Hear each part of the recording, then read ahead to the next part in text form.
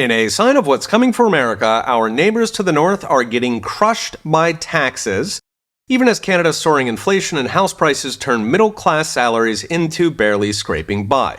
I've mentioned Canada in recent videos how socialism and activist central banking have delivered an economy that's essentially West Virginia pay with California taxes and million-dollar homes.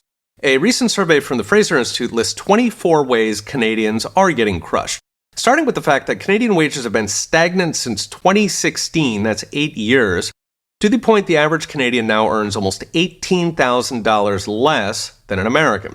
There's no cavalry coming, with the OECD predicting Canada will be the worst performing advanced economy all the way to 2060.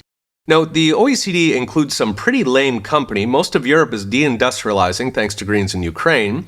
Japan is muddling along as usual, and here in the US we'd be deep in stagflation if Washington were not buying it out with debt.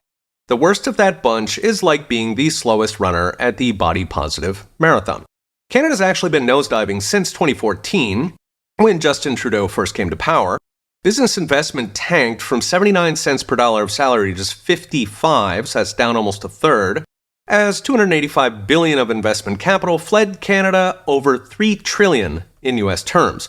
What's replacing productive investment? Government. Government workers are growing almost 4 times faster than the private sector thanks to a doubling in government spending and a doubling in debt.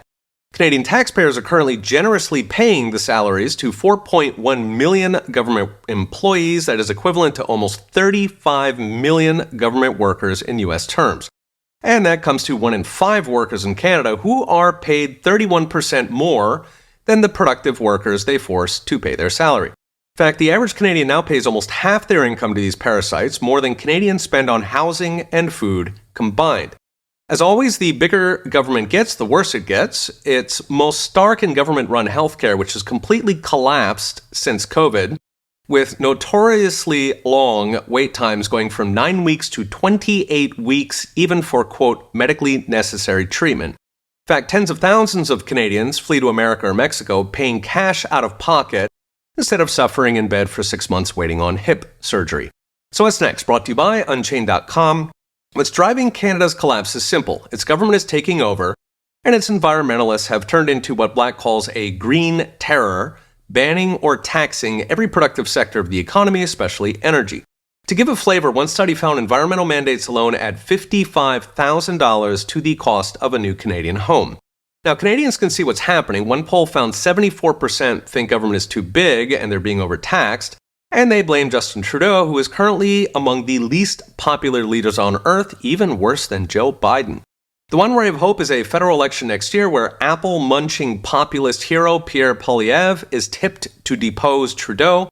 But even if Pierre wins, he'll be up against government unions, remember that's 1 in 5 workers, who make America's deep state look like a pussycat. So either way, there's a lot more dark days for Canadians, and Americans are not far behind. Okay, we'll be watching. See you next time.